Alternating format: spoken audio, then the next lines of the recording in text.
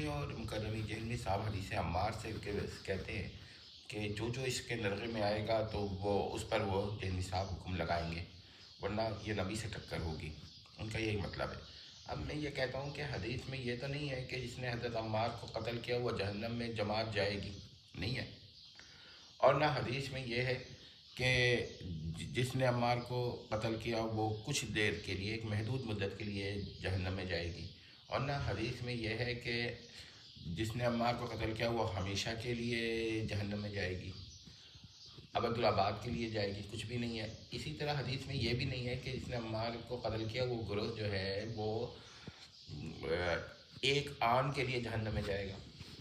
اچھا، اب وہ حدیث میں جو روایت ہے، جو جملہ مخدوشہ ہے، اس میں صرف یہ ہے کہ وہ جہنم کی طرف بلا رہا ہوگا، ٹھیک ہے.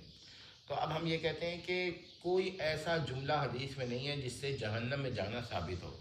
اب جہلمی صاحب کوئی ایسا جملہ جب ان کے پاس نہیں ہے تو اس کا مطلب یہ ہوا کہ جو جملہ موجود ہے اس کے لغوی معنی لیں گے یا اس سے کوئی استدلال کر کے اس جماعت کو جہنم میں جانے والی جماعت محدود عرصے کے لیے یا لامحدود یا غیر معین عرصے کے لیے یا ایک عام کے لیے ثابت کریں گے، ٹھیک ہے.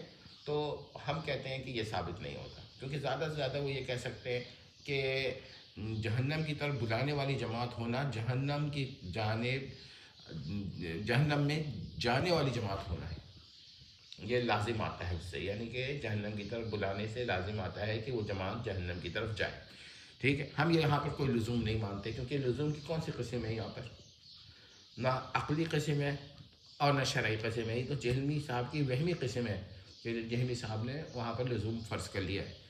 تو اچھا، اب یہ بھی یاد رکھیے گا کہ اگر بالفرض یہ مان لیں کہ کوئی ایسا جملہ ہوتا جس کا حقیقی معنی یہ ہوتا کہ جہنم کی جانب بلانے والی جماعت جہنم میں جانے والی جماعت ہوگی، خواہ عارضی طور پر خواہ دائمی طور پر، خاص صرف ایک کام کے لیے، تب تو بحث اس جملے کے ظاہری اور تعویلی معنی میں ہوتی، یا لغوی یا تعویلی معنی میں ہوتی.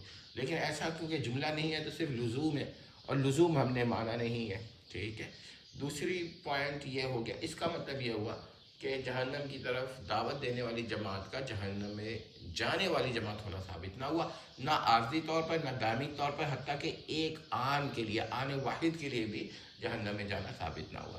لیکن اس سے جہلمی صاحب کا پول کھل گیا کہ محترم جہلمی کے نزدیک حضرت معاویہ اور ان کا گروہ کم از کم کچھ دیر کے لیے، حتیٰ خواہ ایک آن کے لیے ہی ہو، جہنم میں جائے گا، کیونکہ وہ نرغے سے نہیں بچا پا رہے اپنے نظام میں، اپنے تشریح میں. تو یاد رکھیے گا، یہ جہلمی صاحب نے حدیث کی اپنے نظریات کے مطابق ایک تشریح کی ہے، اور اس تشریح باطل کے مطابق نرغے میں رہنے کا دعویٰ کیا ہے، جبکہ یہ تشریحی باطل ہے، لہذا نرغے میں ہی نہیں ہے، ٹھیک ہے. تو جہلمی صاحب کے ہم نے ہر چیز کو واضح کر دیا، اور پھر تشریح باطل پر انہوں نے دعویٰ باطلہ یہ کیا ہے کہ یہ جو ہے نبی سے ٹکر ہے. جی نہیں، یہ جہلمی صاحب کی تشریح باطل ہے. یہ ساری باتیں جب واضح ہو گئی تو اس کا مطلب یہ ہوا کہ جہلمی صاحب نے نبی پر جھوٹ بولا تھا. اب ظاہر بات ہے جہلمی صاحب تو اللہ پہ بھی جھوٹ بول چکے ہیں، کہ کہہ چکے ہیں کہ منی گاڈ کا اعلان جو ہے وہ اللہ نے بھی کیا ہوا، الیاذ باللہ تعالیٰ. تو جہلمی صاحب کا کیا اعتبار ہے؟ بہرحال یہ ساری باتیں ہم نے واضح کر لی. ہمیشہ یاد رکھیے گا کہ جو اہل سنت تشریحات و تعویلات اور توجیحات اور تفسیرات کرتے ہیں وہی معتبر ہیں، جہلمی صاحب کی نہیں ہے.